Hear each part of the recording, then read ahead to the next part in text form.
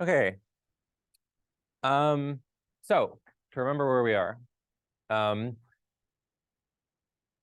we're now 2 classes deep into this section where we're not trying to necessarily give an algorithm for a particular decision maker to tell them how to act in a particular interaction, but rather we're trying to broadcast information to many decision makers who might have many different utility functions.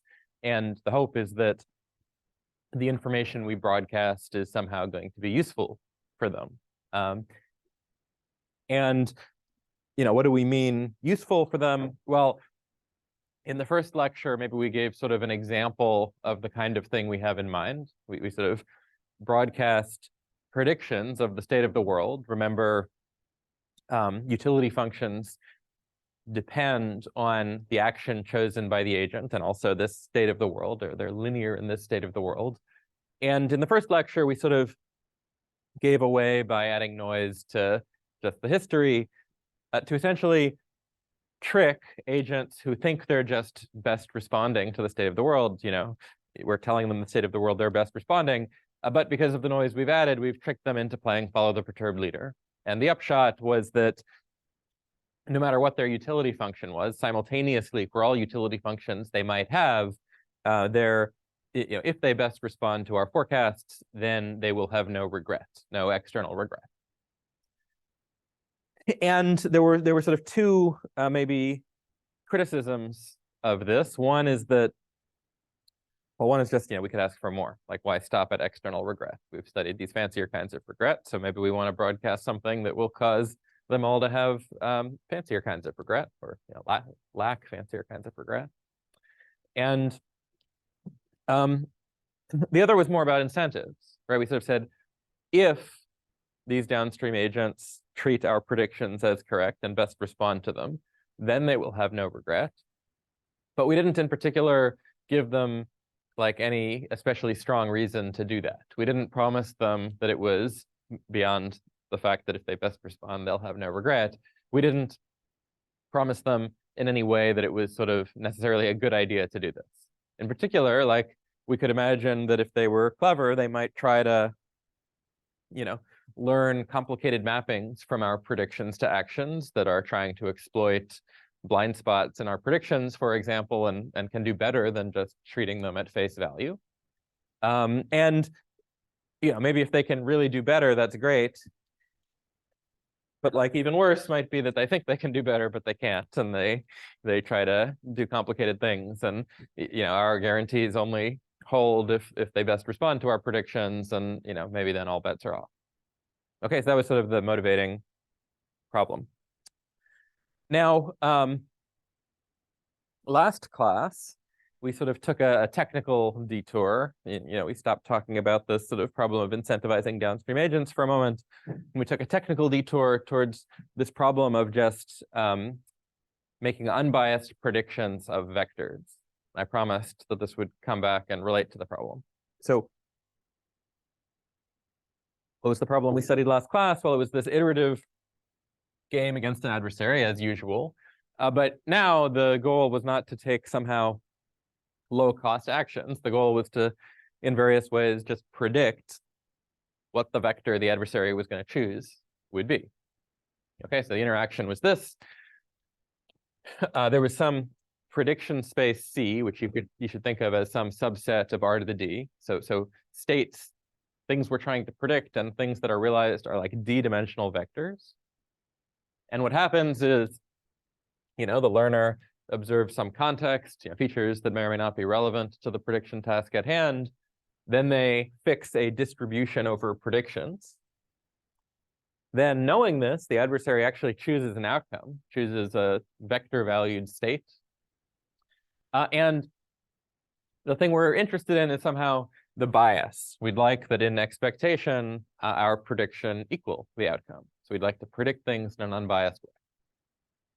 Okay, maybe just sort of remembering a couple of aspects of this. The instantaneous bias, it's just the expectation only over our prediction. That's the only random variable here. The adversary's choice is fixed. about the expected vector value difference between our prediction and the actual outcome. Okay, this is ST. And we sort of noticed that there's no way we could make the instantaneous bias small in any sense against an adversary, because the only thing that matters here is the expectation of our prediction, which the adversary knows at the time that they choose their action, and they could just choose a vector that's like totally different than the expectation of our prediction and cause this vector valued bias to be high. Okay. So somehow there's no distribution. We're playing against an adversary, so asking for low instantaneous bias, just a total non-starter. Then we said, okay, well, we're good at satisfying constraints in aggregate. We have this whole multi-objective optimization thing going on. Maybe we should just ask that we have low bias in aggregate, that when I sum the instantaneous bias over all t rounds, that this have small norm. And we could do that. In fact, it was sort of too easy to do that. There was a way to do that in a trivial way, just by like always predicting that what happens today is equal to what happened yesterday. Okay, and the aggregate bias is low because the sum of my predictions is sort of equal to the sum of the outcomes, just shifted by one. And so the difference between these two things just differs by a single outcome. And not only was it sort of too easy to be interesting, we sort of saw that following the predictions made this way is also a very bad idea.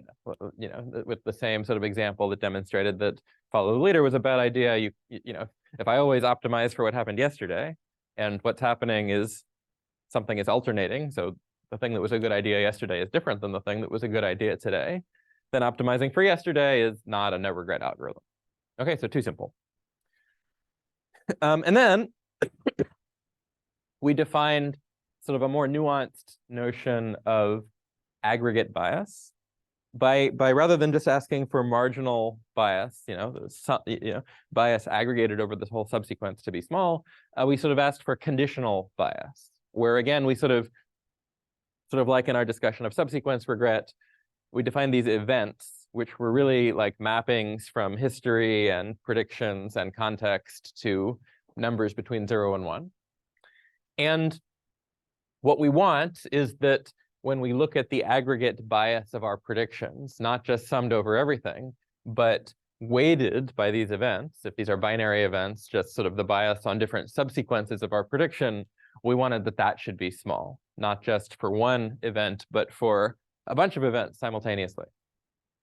Okay. It was less clear how to do this in a trivial way.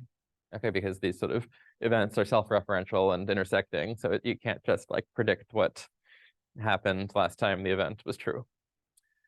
But we sort of, in a pretty straightforward way, encoded this as one of the multi-objective optimization problems that we know how to solve, and showed, at least existentially, we don't necessarily have an efficient algorithm for it yet, but showed at least existentially that with respect to any events, it is possible to make predictions such that the bias on all of those events grows at a rate of only like root t times log of the number of events. Okay, so making predictions that have low bias, not just marginally, but conditional on all of these different kinds of events, that's something we can do. Okay, that's last time. What I want to do this time is ask, go back to this problem of making predictions that are hopefully useful for downstream decision makers and that actually incentivize those decision makers to do what we say, and think about whether this machinery that we covered last time is useful for that, and if not, apologize profusely for introducing this misplaced lecture in the middle of this sequence that has nothing to do with the problem we're solving, and if so, celebrate. Cool. So so just as like, okay, so what I'm going to do today, in some sense, is might seem like it's going to like solve all of the problems we set out, but what I want to keep in the back of our minds as a worry is computational complexity. Okay, so we haven't talked about algorithms for doing this yet, or rather we reduced it to this multi-objective optimization problem. So in some sense, we have an algorithm for it. But what does that algorithm do? Well, it computes a min-max equilibrium in some game where the learner's strategy space and the adversary's strategy space, in this case, are the set of all feasible vectors that might represent the state of the world. And these are d-dimensional vectors. And so, okay, first of all, there's continuously many of them. But if we like discretize them, in any reasonable discretization, there's like 2 to exponentially in d of them. There's like 2 to the d of them. So in principle, we have an algorithm, but it's like solving a game that has size 2 to the d. Okay, so you should like worry about our ability to really do this. I'm not going to talk about algorithms today. I'm just going to sort of try to instantiate some collection of events. They'll turn out to be like really large, so you'll again should like worry about this in the back of your mind. But we'll have nice properties in terms of both the regret guarantees that agents get if they best respond to them, and the incentives they have for best responding to them. Okay, we'll actually make it a good idea for the agents to best respond to these. Okay, that's the game plan. Questions about the general idea? Okay.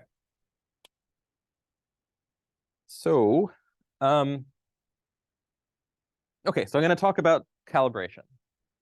And roughly speaking, we're going to have to deal with a technicality, but like roughly speaking, calibration sort of says, I want my predictions to be unbiased, conditional on my predictions, conditional on the predictions themselves. Okay, so I sort of want to say, okay, for any particular vector I could predict, okay, what is the average sequence of outcomes that occurs on the days when I predicted that vector? I want, on average, that should equal the vector I predicted for every vector I might predict. Okay. Now, like a technical difficulty that arises is that, like, in principle, we're sort of, making predictions in some continuous valued space, or at least some really fine discretization of it. And so, it's not really going to make sense to condition on, like, the vector I predict to like decimal precision. I might never make the same prediction twice if you're counting it as different if I just change some low order bits. And so really what we're going to do is we're going to introduce some sort of bucketing, some equivalence class of vectors that sort of, you should sort of think about it as if I wiggle the vector value in the low order bits, it doesn't really change the bucketing. And we're going to ask for unbiasedness subject to every representation of this bucketing. Okay, but in some sense, it's going to be like a technical condition. Like as, when conceptualizing this in your mind, you should think about calibration as asking for low bias, conditional on the event that I made a particular prediction. Okay, but let's talk about the bucketing because we're going to need to work with it. So let's call this an M bucketing.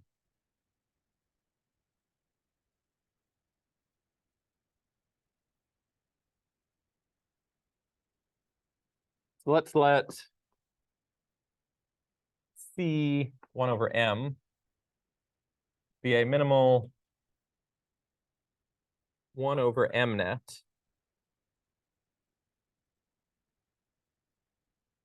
in the L infinity norm of C, which we remember is a collection of d-dimensional vectors. Okay, so remember what an epsilon net is. An epsilon net is a discrete set of points such that for any point in your real continuous space, I have some point in the net that is close to the point in your continuous space. In this case, within epsilon in the L infinity distance. Here, epsilon is going to be 1 over M. Okay, so it's saying, I've got my continuous vectors. I've got this finite set here. No matter what you pick in this continuous class, there's going to be something in my finite set that is equal to your vector in every coordinate up to some wiggle room that might be as large as 1 over M. So it's within 1 over M of your target in every coordinate. And the fact that this is a net means that I can find such an example no matter what representative you pick in C. Okay, so let's say that. Okay, so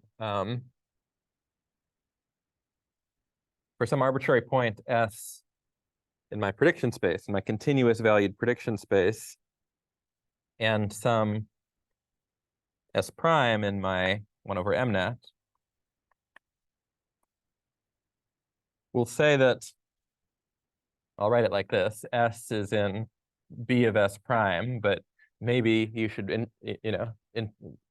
pronounce this as S is in S prime's bucket. Okay. If when I look at the distance between S and S prime in infinity distance, this is actually less than the distance between S double prime and S for all other possible representatives, for all other S double prime in the net. Okay, so like you can think of assigning every point in this continuous space to like a representative in the net, the bucket. The bucketing is sort of just an assignment of points in the continuous space to representatives in this net, such that every point is assigned to the closest representative in the net.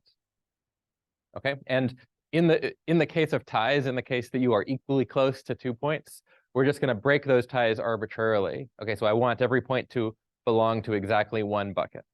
Okay, the point is, the important thing is that every point belongs to the bucket of the closest point to it in the net. And to the extent that the closest point is not uniquely defined, break the tie however you like, but assign it to only 1 point. Okay, so we'll break ties arbitrarily. And so we're going to have that for every S, there's a unique S prime, so that S is in bucket S prime. Okay, good. And remember that we can always have that the size of one of these nets is at most m to the d,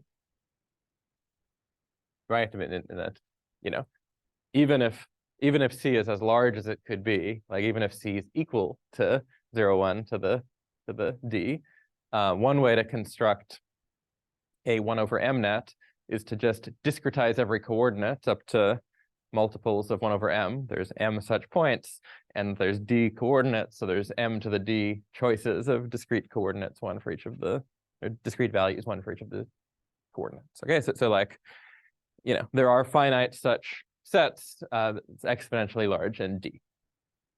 Okay, good. Okay.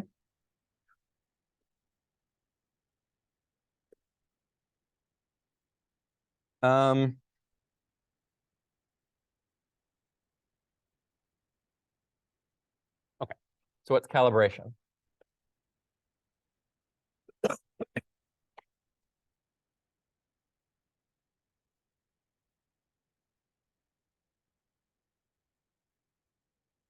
So let's fix an outcome space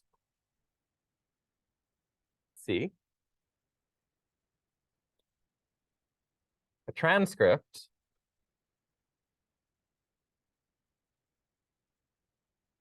pi t. Remember, a transcript is just a recording of this interaction over t rounds. Okay, so every round it specifies a context, distribution over predictions, and an outcome.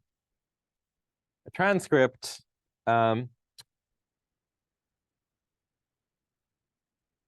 satisfies alpha m calibration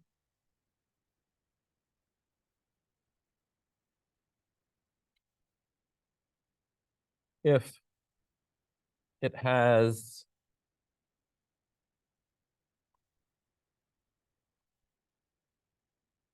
bias with respect to a set of events I'm about to define, bounded by alpha. And okay, and what are the events? These events corresponding to epsilon, or sorry, corresponding to M calibration.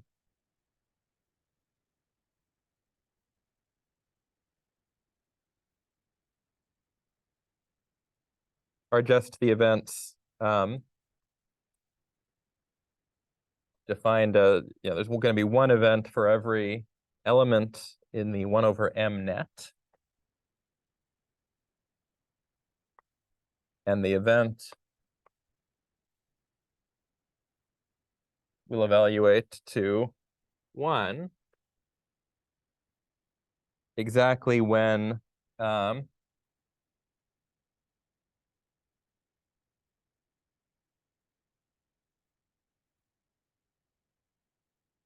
prediction that was made is in the bucket corresponding to representative S prime. And again, there's one of these events for every S prime in the 1 over M net. Okay, so just to sort of unpack that, we sort of say, okay, we've got this continuous prediction space, but we're sort of gonna fix M to the D discrete points, okay, that form like a 1 over M net. Okay, for any continuous point, there's a point in this net that is coordinate-wise close to the continuous point. We're gonna sort of assign each of the continuous points to one of these discrete representatives, to the closest one. We're gonna say each discrete representative represents a bucket of points, the set of points that it is closest to. And calibration, okay, there's two parameters to calibration. One is sort of the degree of the bias, and the other is the fineness of the bucketing. Is gonna say that, look, our predictions should be unbiased, conditional on the events that our predictions fall into one of these discrete bucketings. Okay, so that as M gets larger, the discretization becomes finer and finer. This becomes closer to saying the predictions are unbiased, conditional on the predictions themselves. Okay, does the definition make sense? Okay.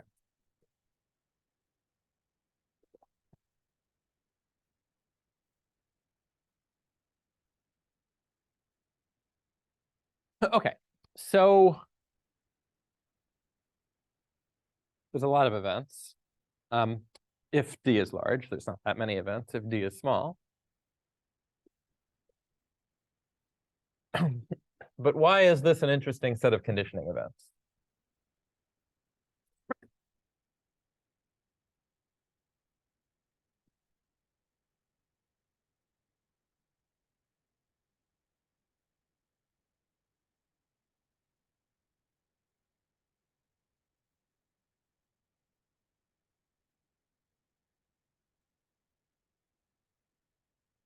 Okay, so here's, I think, the reason. Fix any utility function. Oh, one other thing.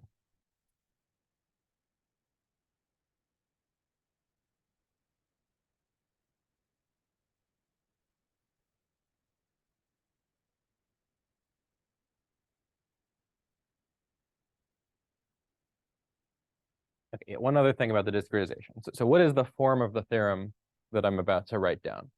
The form of the theorem I'm about to write down says that if we are making predictions, and they happen to be unbiased in this way, they satisfy calibration, then it is going to be like a dominant strategy amongst all policies mapping predictions to actions for the downstream decision maker, no matter what their utility function is, to best respond. Like treating the predictions as correct will be like in this formal sense, like a really good thing to do for the downstream decision maker. There's no reason they should try to like game their response.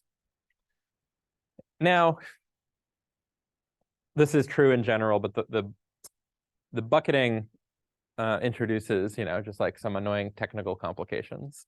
And so I'm gonna state a very slightly different thing that's gonna get rid of one of these technical complications, which is that I'm going to be making these forecasts that are calibrated. The forecasts are the, real valued points, okay? But that is not what I'm going to release to the decision maker. What I'm going to release to the decision maker are the corresponding discrete valued points. That is, the thing I will release to the decision maker is the prediction that I've made snapped to its nearest point in the epsilon net, in the 1 over m net. Okay, so let's say that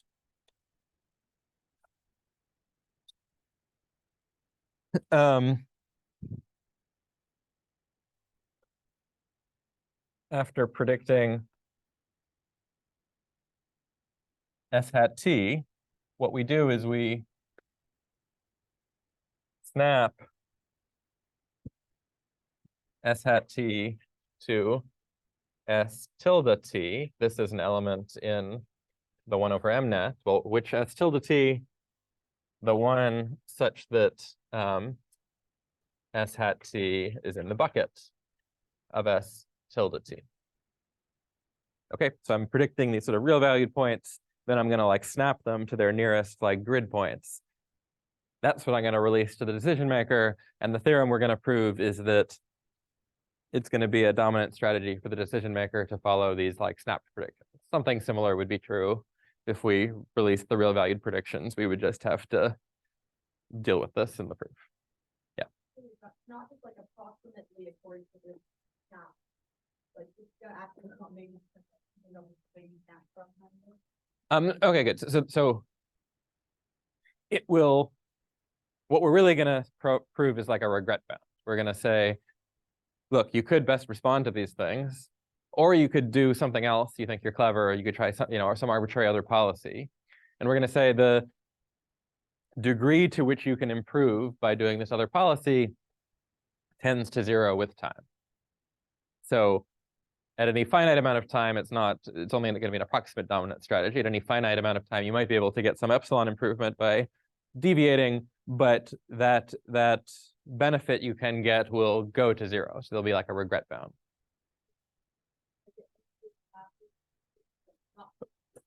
That's right. It's going to be a dominant strategy or a regret bound to the set of policies mapping predictions to actions, which is smaller than the set of all algorithms you might employ. Good. Okay. Makes sense? So yeah. You have continuous points of the transcript.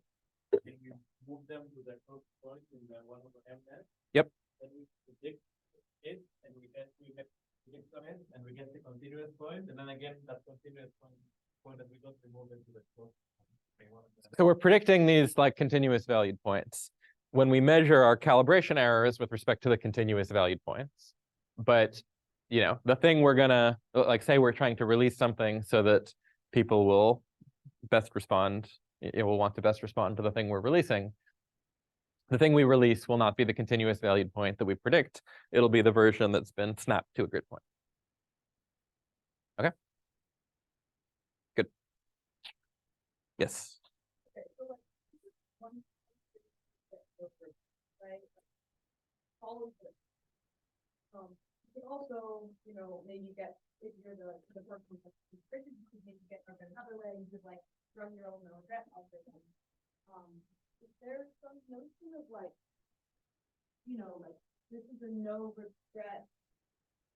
I guess it's no regret. Like you have two different ways that you get no regret.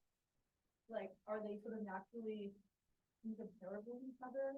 Like, is there something to say like you can no regret algorithm also you put together with the other regret algorithm in each other?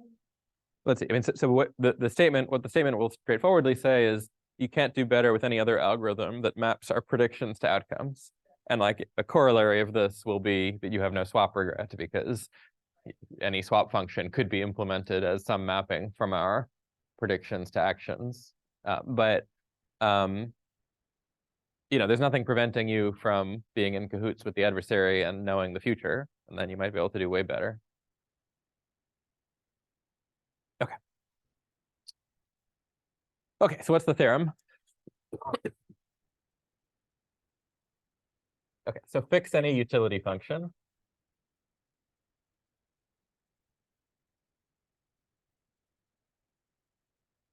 Remember, a utility function maps from actions cross states to real numbers. Okay, and we've assumed that these utility functions are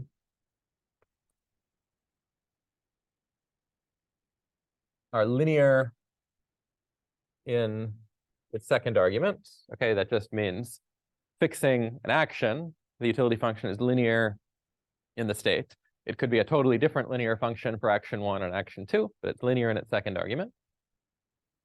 And Lipschitz. And here, just to avoid carrying around too many parameters, I'll just say it's 1 Lipschitz, but in general, it could be L Lipschitz, and L would show up in the bound.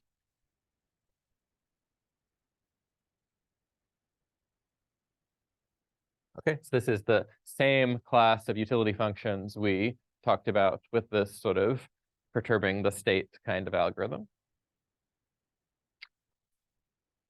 Okay, now let's let P be any policy mapping predictions we could make to actions. Okay. So the best response policy is a policy, but there's plenty of others as well.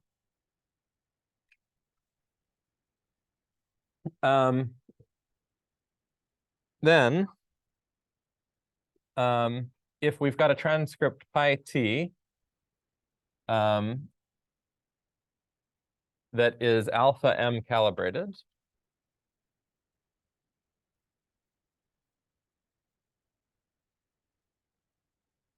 then when I look at the utility that an agent with this utility function would have, if they applied the best response policy to our snapped predictions. Okay, so summing up over all of time, looking at the expectation of the prediction we make given the distribution on predictions we choose at day t, of the utility that this agent would get if they apply the best response policy for their utility function to our snapped prediction, given the actual state that is realized, that this will be only larger than the utility they would have gotten had they instead applied policy P to our snapped prediction. Okay, if I stopped here, this would say it's a dominant strategy to best respond out of the set of all policies, that you can only do better. I'm not going to stop there. There's going to be some error terms. So we'll have, you could do better by an amount that is going to be equal to 2 alpha times m to the d minus 2t over m. Okay, and we'll plug in values of m and alpha later to see that, this will be something tending to 0. Again, you should be like worried about this like m to the d thing, because in high dimensions, this is probably going to tend to 0 like kind of slowly, and we'll deal with that in future lectures. But this will be something tending to 0. Okay, so this is going to be the form of the claim, and there's some like we get to choose what is m. We get to we get to use our algorithm to figure out what alpha is, and we'll see that we can make these choices so that this does tend to 0. Okay, so the form of the claim at a high level is, if we have calibration, then you could best respond to what we're doing. That's easy. You could do something else that could be complicated. You could apply an arbitrary policy. There's many policies mapping predictions to actions, but that best responding is sort of the best thing you can do. up to a regret term that's going to go to 0 with time. That's the form of the claim. Good? Okay.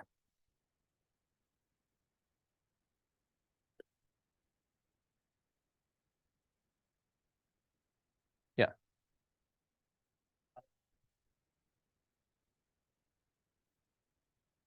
Yes, M.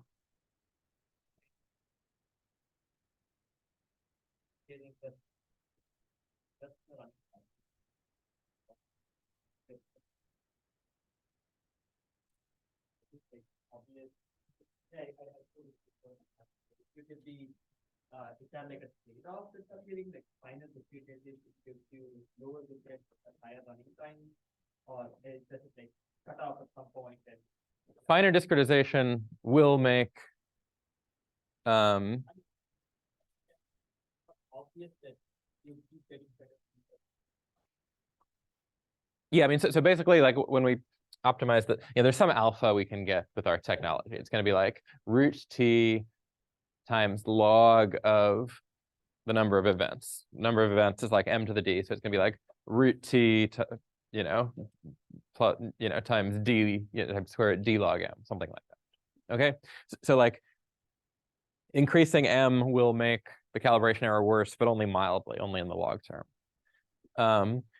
So the trade-off's really sort of going to come here, like making m.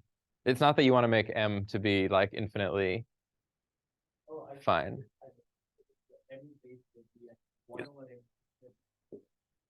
No, it's m to the d. So in some sense, like, how come? Like maybe you're asking, like, other than running time, why is it not just better to make m to make the discretization finer and finer? And one reason is that since what I'm releasing are these snapped points, as I make m bigger and bigger, I am enlarging the policy space. If I make it, like if it's allowing you to make decisions as a function of like really low order bits of my prediction. And so when I'm comparing against all policies you could implement, as I make m bigger and bigger, I'm comparing against a increasingly rich set of policies. You could be trying to take advantage of like, bit precision issues in my algorithm or something.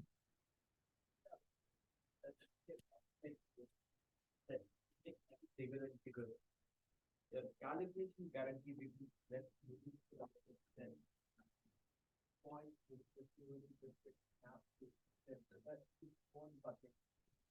well, that would be like if we had, if we were perfectly calibrated, if alpha was 0, you'd want m to be as large as possible, right?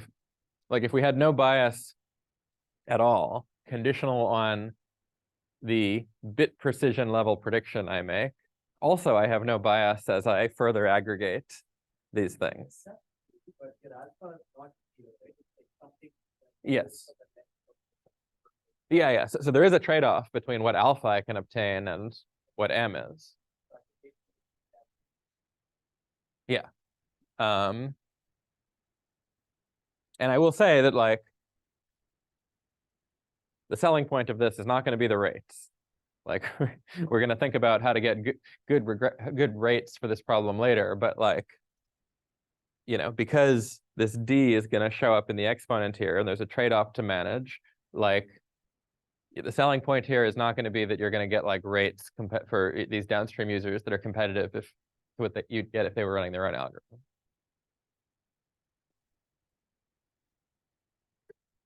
Okay. Okay, so let's just work it out.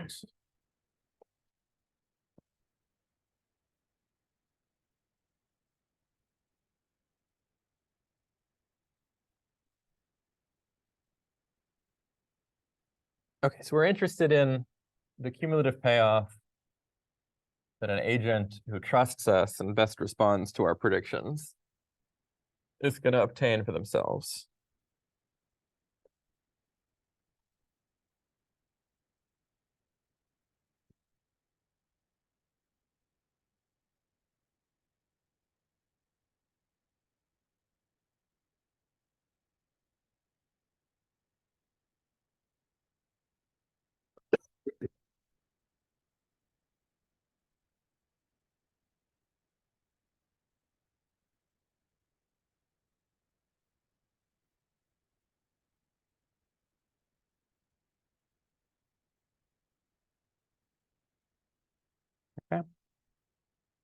So let's think about how we can rewrite this sum in terms of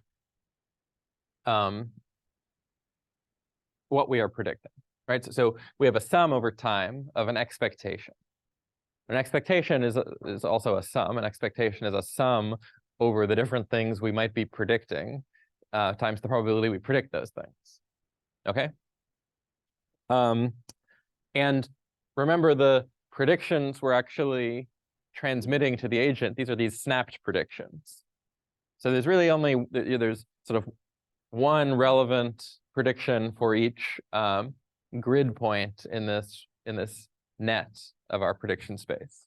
Okay, so this is really a sum over the grid points in the prediction space. So I can think of this as the sum over time of the sum over all of the grid points in my prediction space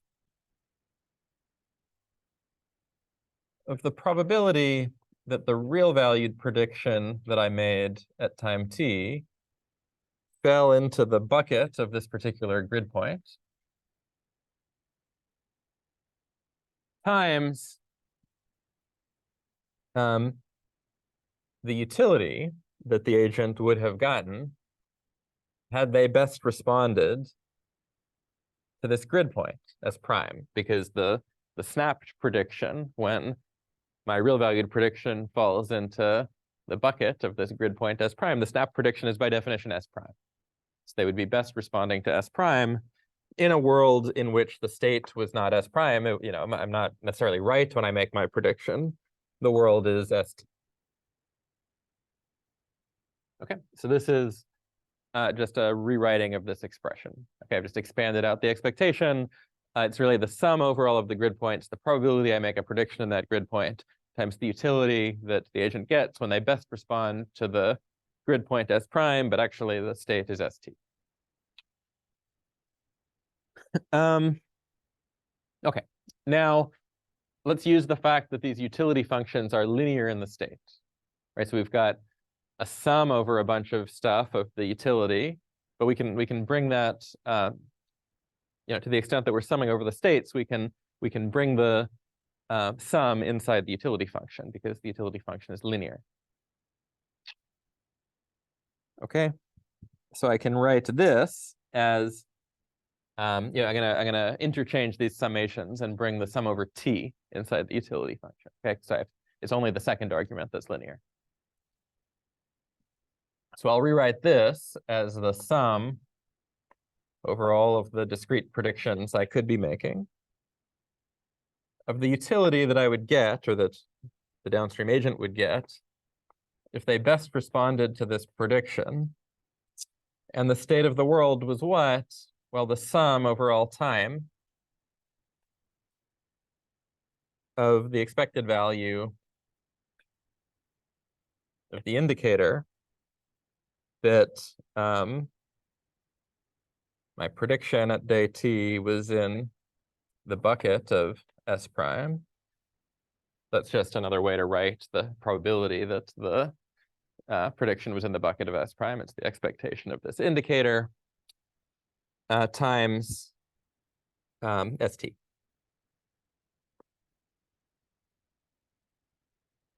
Okay, so all that's happened is I've interchanged these two summations, and then I took advantage of the fact that you know, this is linear. The utility function is linear in its second argument. The first argument is fixed because you know, the sum over my predictions is on the outside. So the first argument is fixed. By linearity, I can bring in any constant I'm multiplying by inside as well as the sum. Okay.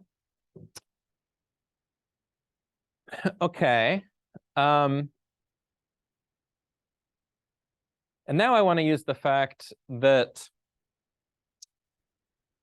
this indicator that my prediction is in the bucket of one of these sets, that is the definition of one of the events that I'm required to be unbiased with respect to. And what bias means is that when I aggregate over all of time of the state weighted by the event, that is approximately equal to my prediction weighted by the event.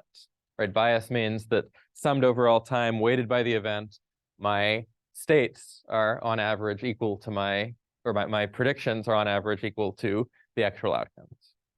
Okay, so next I want to sort of replace the actual outcomes with my predictions, which is allowed because of the calibration condition says I have low bias on a whole bunch of events, one of which is this one.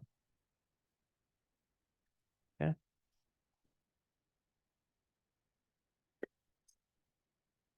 So this is at least the sum over all of the predictions that I could make of the utility I would obtain if I best responded to that prediction of the sum over all time of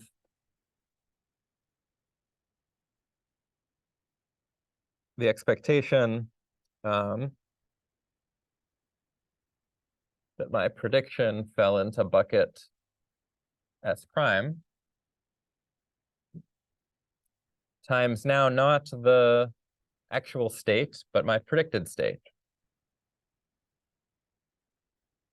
And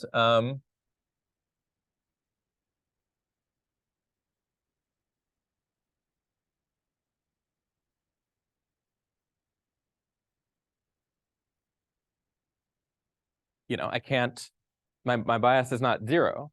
My bias is alpha. So when I try to swap out my predictions in this, the real states in this sum with my predictions, I potentially change the summed vector by alpha. That's inside the utility function, but the utility function is 1 Lipschitz, so that manifests itself as at most an alpha loss in utility for each of these terms. Okay, so I've just used the calibration condition to replace the real states with my predicted states, because I'm allowed to do that whenever I'm aggregating over an event that I have low bias with respect to. In doing so, I pay for my calibration loss alpha, and I can pay for that outside of the utility function because the utility function is Lipschitz. Okay, good. Okay. One more maneuver.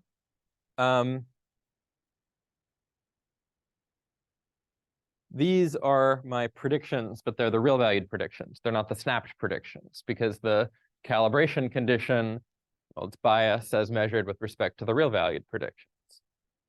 Okay, so I'm going to replace these with the snapped predictions, but that's going to cost me at most another sort of 1 over m kind of term, because again, the utility function is Lipschitz and the snapped predictions are close to the real predictions. Okay, so this is at least the sum over all of the discrete predictions I could make of the utility that the agent would get if they best responded to the discrete predictions, times, okay, now, when the state is what? Well, the sum over all time of the expectation that my real valued prediction falls into bucket S prime, now of not my real valued prediction, but S prime, which is the grid valued version, the snapped version. Okay. And what have I paid for that? Well, I paid alpha already here. And now I'm paying another term because here I am snapping some S hat of t. Well, there's t such terms, S hat of t. I'm snapping all of them. Each of them might cause my utility in that round to increase by as much as 1 over m by the Lipschitz condition times the probability that my prediction fell into bucket S prime. Okay, so what I lose here is the sum over all of time of the probability that my prediction at time step t falls into bucket S prime divided by m. Okay, so again, I'm just sort of using the Lipschitzness condition. These are, all of these predictions by definition are predictions that sort of, they're real valued, but they're all clustered around this one grid point, S prime. They're all on this bucket S prime. I'm snapping them to the grid point, which changes their value and therefore the utility, or it changes their value by at most 1 over m. Actually, they were sort of weighted in this sum by the probability that the predicted point was in this grid point. And so I don't lose 1 over m, I lose 1 over m times the probability that my prediction was in this grid point. But I'm doing this for all t of the points, so I have to sum this over t. Okay. Okay.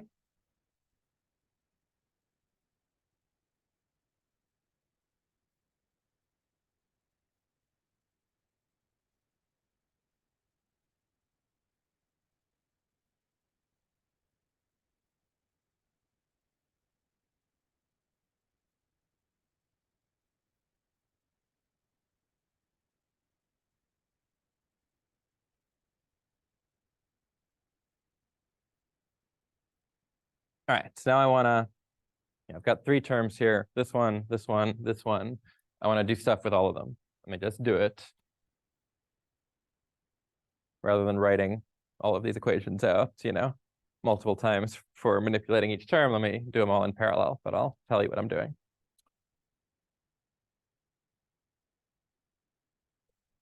Okay. Starting with this one. So the utility function is linear. Okay. So my utility for playing a particular action for the sum of a bunch of states, that's the same thing as my utility for, it's the same thing as the sum over all of those states of my utility for playing that action at each of those states. Now, we've manipulated things in this derivation so that all of the states we're summing over are S prime. And the action that I'm playing is the best response to S prime. Okay, so since this state is just a weighted sum over states, all of which are S prime, and it's a linear utility function, I am playing the best response to this state by the time I've gotten down here. Okay, up here I wasn't. I was playing the best response to S prime, but the state was something else. But the point of all of these manipulations is to get me to a point where I am playing the best response to S prime, and the states are S prime. Okay, so by definition, playing any other policy other than the best response policy at this point would be a bad idea. The best response policy is, by definition, the one that, when the state is S prime, plays the action that maximizes my utility. Also, when the state is any weighting of S prime. Okay, so in the first term, because we're playing the best response policy to S prime, and the states we're responding to are just weightings of S prime, we have right away that our utility for playing the best response policy is only larger than our utility for playing any other policy.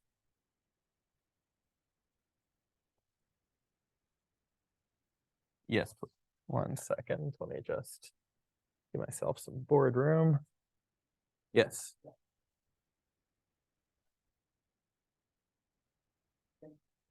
That response and then the static policy that stays to action. But it would not, okay, you can, but it would not make sense to keep up like algorithms that policy that would have like no meaning. Because if you get to the static policy, you can take it back into each of the time steps where you update the response this time, and imagine that you're comparing it to like applying the policy like this. But you can't do that with algorithmic responses.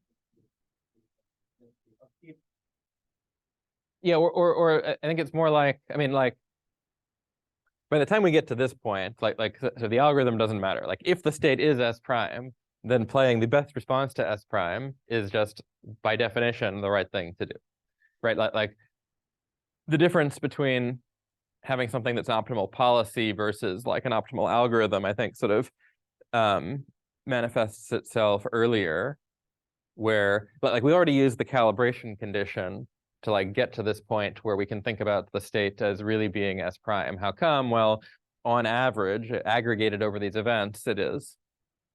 Point by point, it's not. I think the point is,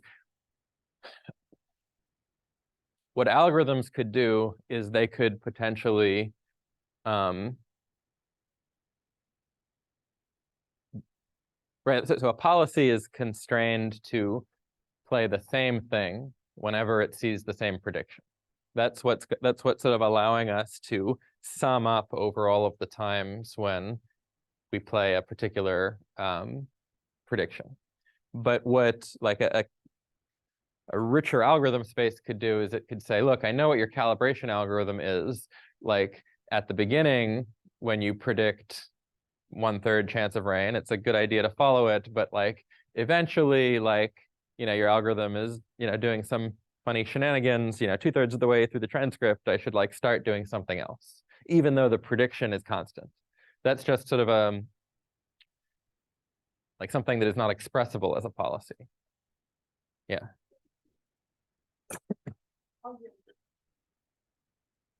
Algorithms are not right? No, because it doesn't know the current. It has to make its prediction before it knows.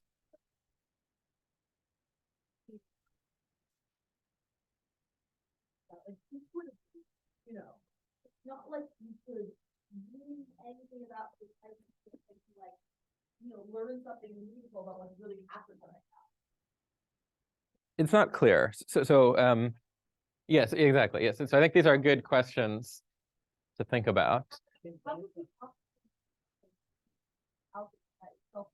Well, so okay, so we'll see a calibration algorithm, in the flesh soon. One of the kinds, so foreshadowing a little bit, one of the kinds of things like how would you even go about being calibrated against an adversary, right? Like if there was a distribution, you could sort of imagine doing it by trying to learn the distribution, but there's nothing to learn here. So how do you be calibrated against an adversary? Well, what you sort of end up doing is you sort of end up playing games where you sort of say, okay, well, within this like conditioning event, my bias is positive. That's no good. I don't want positive bias. I want zero bias.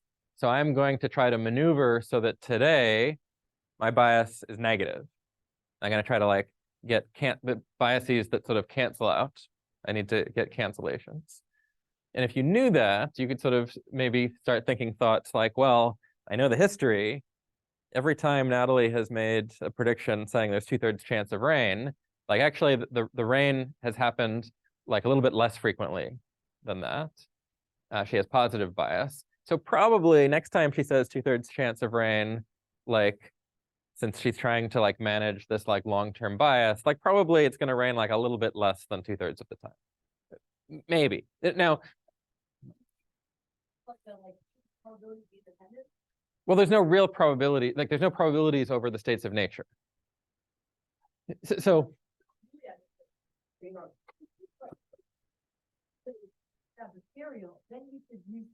yeah, so I think it is very much unclear, and there's interesting thoughts for you to have here. One thing that is true is that if you thought you had any algorithm that was going to do better than the best response policy, and you told me what that algorithm was, I could make sure that it didn't do better than the best response policy by asking that my predictions were unbiased, conditional on the moves made by your algorithm. So like, there's no obvious way to game the system, and that if I knew the way you were gaming the system, I could make sure that way wouldn't work. That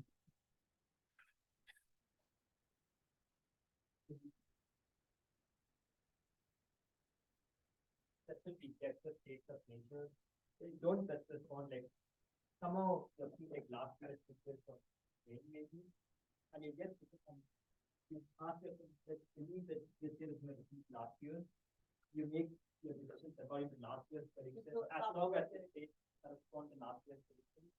If they stop corresponding, you default to like correspond to the And now, of course, if the calibrator do, that's what you're gonna do, that makes it like. yeah, the same they thing. could Yeah, incorporate. and of course, like, you know, with respect to any simple algorithm, you know, like finite automata with, you know, 10 states or whatever, I could make sure that my predictions were unbiased, subject to the, you know, the moves of those finite automata, and I could make sure no simple algorithms. Right, so you could also make sure that you were sort of a dominant strategy, not just among policies, but amongst 10-state finite automata. But I don't know how to, for example, but like, it would be very cool, but I do not know how to, nor do I have strong beliefs about whether it's possible to have something that makes best response optimal in the limit in all of algorithm space.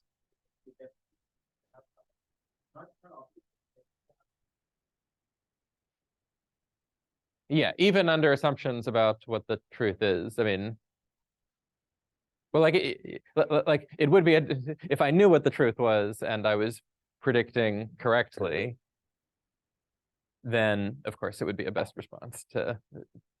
So there could be interesting things about, you know, in between fully adversarial and knowing the truth. I think these are very interesting questions, and if you know how to solve them, please tell me. But yeah, what we're proving now speaks only to policies. Good questions. Okay. Okay, so, all right, so we were gonna rewrite the first term. So we've got that this is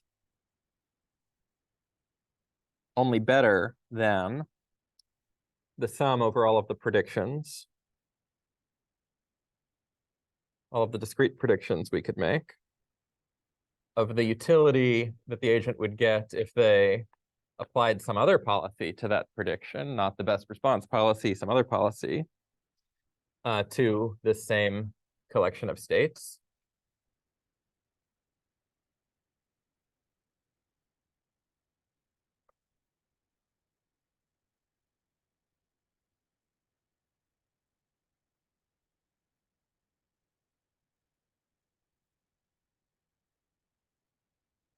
Okay, so that's this term, and just because once the states are all S prime, best responding to S prime is a great thing to do. Can't do better by applying some other policy. Okay, and then like these error terms. So we've got like an alpha here, but it's inside this summation where we're summing over all of the discrete predictions we could make. So what we actually pay for here is like alpha times the size of the 1 over epsilon, or the 1 over m net. Okay, so that's where we're sort of really getting hit by the fact that this is a big set of predictions. Yeah.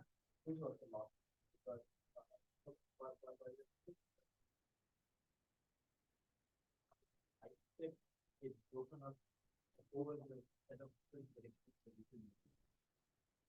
So that this alpha, so this alpha should be something like alpha S prime, which would depend upon the number of time steps that you predicted, where the forecast was expected. And that would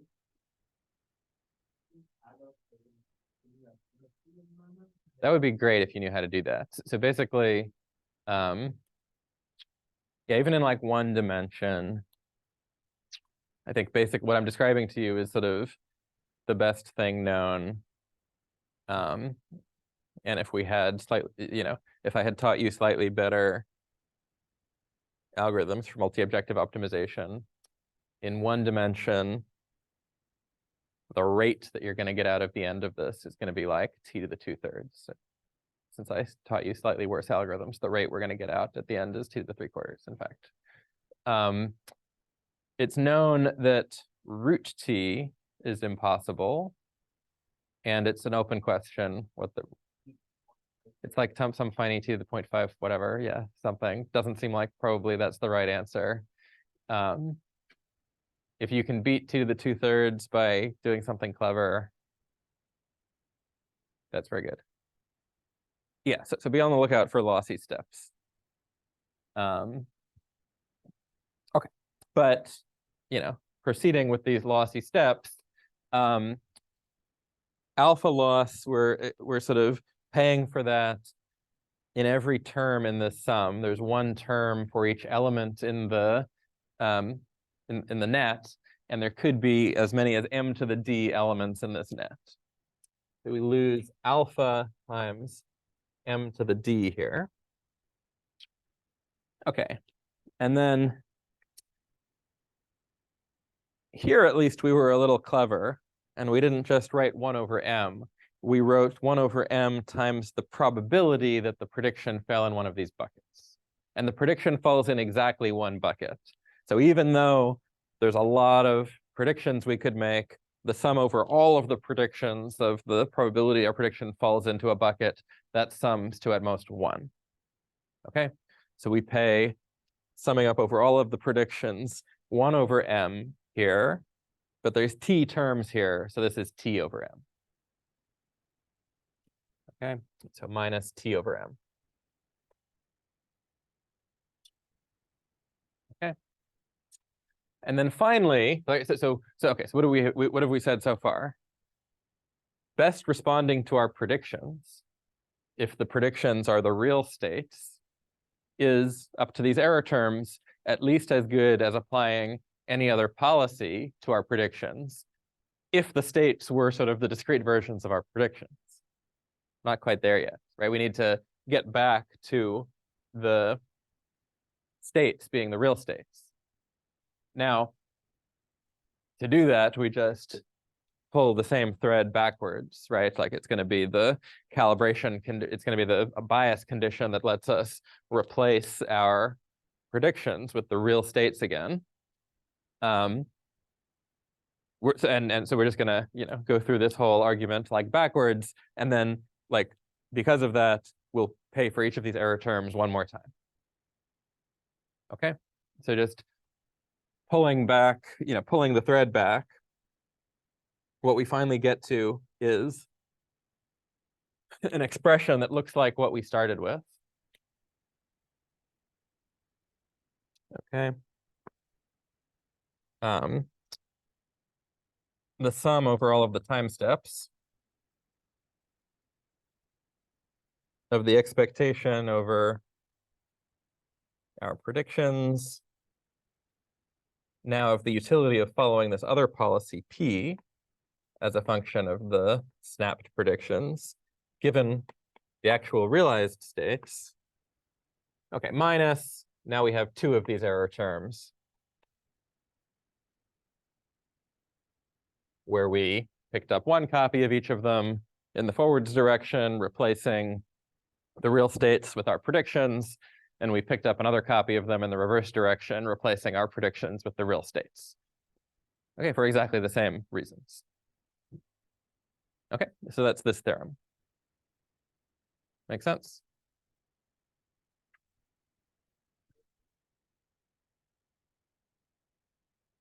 Which step? Like this giant jump to here, or? So we're just doing everything backwards here. So like, yeah. Why did I thought that the shifting forecast to be like pinpoint. Why should we that as a policy? Oh, sorry. The policy is still mapping our grid point prediction. but we need to measure our utility with respect to the states that actually occurred. Here, this is like some funny fictional world where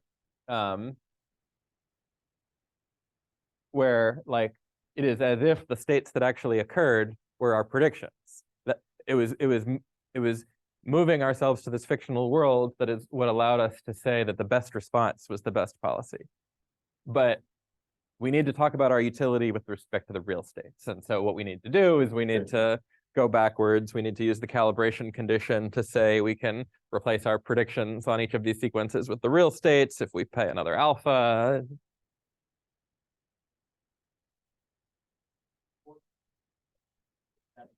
That's right. That's right, just summing up the errors.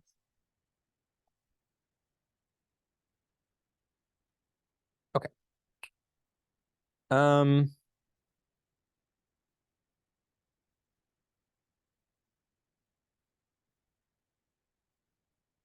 So let's see.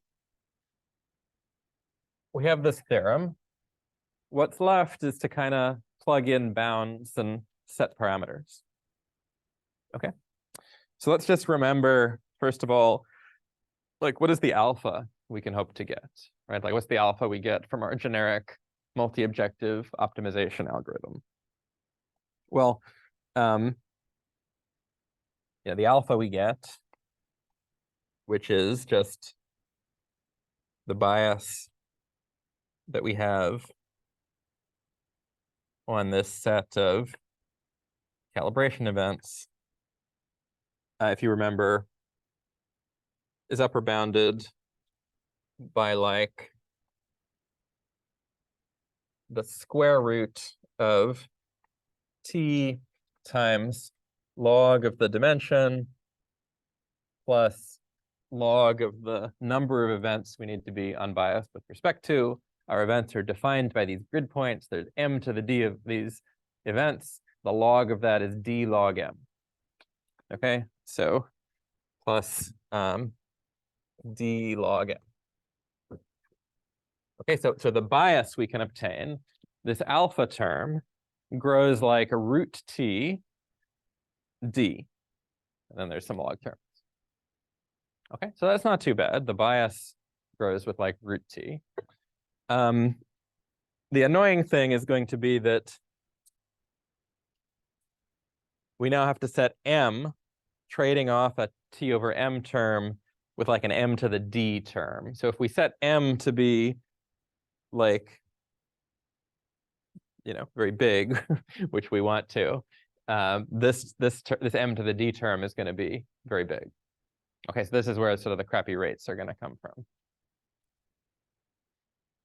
from. Yeah, so like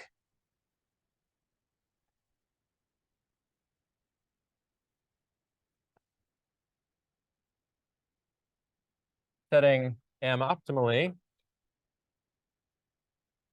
just to set this term equal to this term given the value of alpha we've plugged in. What we get is that the utility of best response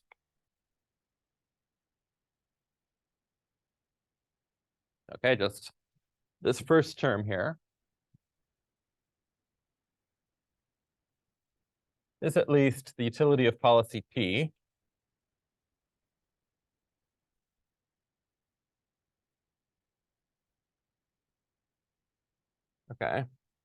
minus like a regret term that looks like t to the 2d plus 1 over 2d plus 2. Okay, so always sublinear, but like becoming really linear e as d gets big. Okay, so this is not it's sublinear technically, but it is like not a very good bound if you think of d as something big.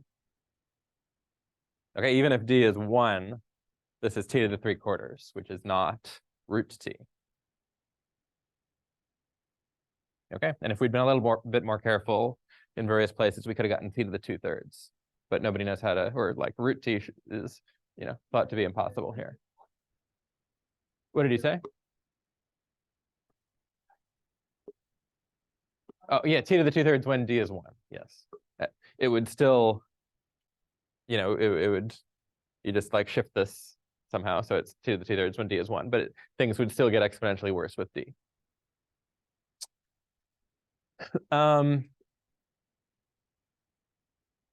Yeah, maybe one thing I'll just note. So, okay, so what is the form of this? Well, let's do it.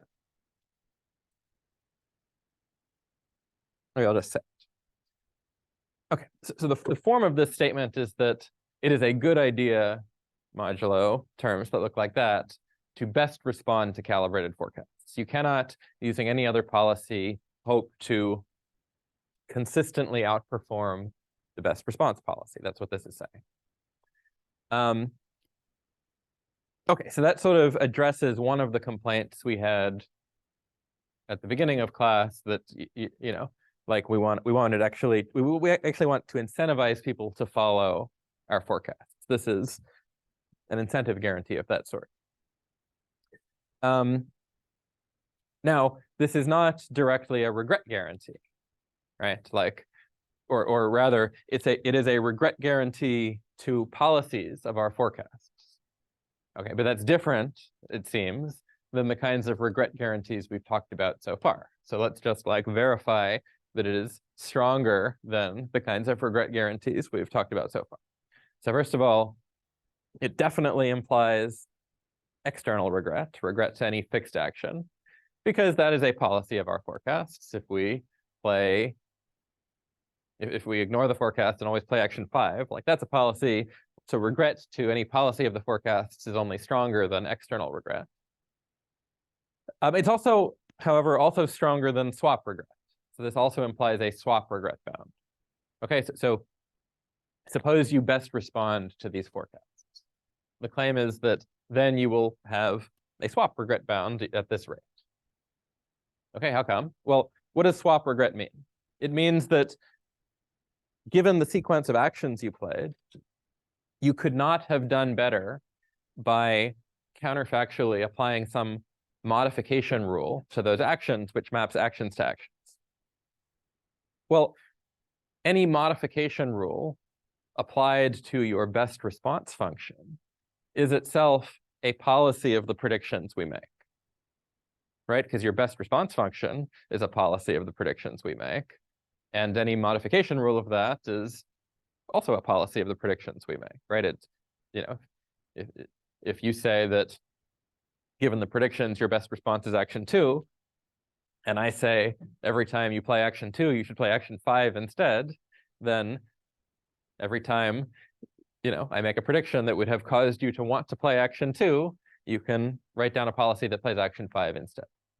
Okay, so if you best respond to the predictions, asking for no swap regret is asking for no regret to like a strictly weaker set of benchmarks than asking for no regret to any policy of the predictions, right? In fact, right, it's weaker because there might be different predictions I can make that both cause you to best respond by playing action 5. Policies of my predictions are allowed to distinguish between those two in this sort of benchmark policies. Policies of your actions are not. Okay, so no regret to policies of the predictions is a stronger guarantee than no swap regret. Okay, so what have we done? In some sense, a lot. In some sense, not very much. Okay, so in some sense, we did a lot. What was the sense in which we did a lot? We sort of solved these problems that we sort of set out to solve. We know how to make predictions that in very general settings cause every single downstream decision maker, independently of what their utility functions are. We didn't need to know what their utility functions were. Caused all of them, if they followed our predictions, to have no swap regret, the stronger form of regret than we could get with this follow the perturbed leader trick. And we incentivized them to follow our predictions. Okay, at least in the sense that they couldn't have done better with any other policy. Maybe they could have done better by trying to have a non-stationary policy that does different things at different. Okay, so in some sense, we got sort of one of the strongest forms of regret we've talked about in this class simultaneously for all downstream decision makers in a way that they are strongly incentivized to do. Okay, on the other hand, like, if we're making these d-dimensional predictions, we've sort of run into two like problems that are big if d is big. One is that the rate at which we are giving them no swap regret is a bad rate, especially if d is big. I mean, even if d is 1, this isn't getting the root t rates that we're used to. Maybe it's not that bad if d is 1, but like if d is 10 or 100 or 1,000, right? If like some of the kinds of motivating questions we talked about were like predicting road congestion on like every road in Philadelphia, right? Like if d is 1,000 or 10,000, this is a terrible bound. Okay, so like the rates are not very good. And also, like, remember, like we have to solve, in order to at least use our multi-objective optimization technology, in order to make these predictions, we need to solve a game that has exponentially many actions. And it's a multi-objective optimization game. In our calibration construction, how many objective functions are there? Well, there's also exponentially many in D. There's one for each discrete prediction, and there's exponentially in D many discrete predictions. So like everything is exponential. It's not clear that we can even implement this efficiently. And even if we could, the rates are terrible if D is big. Okay, so maybe we've sort of solved a lot of the problems we wanted to solve if D is 1 or maybe 2, but like we really haven't solved the high dimensional problem yet, except maybe in some technical sense. Okay, that's what I want to think about going forward. All right, see you guys next time.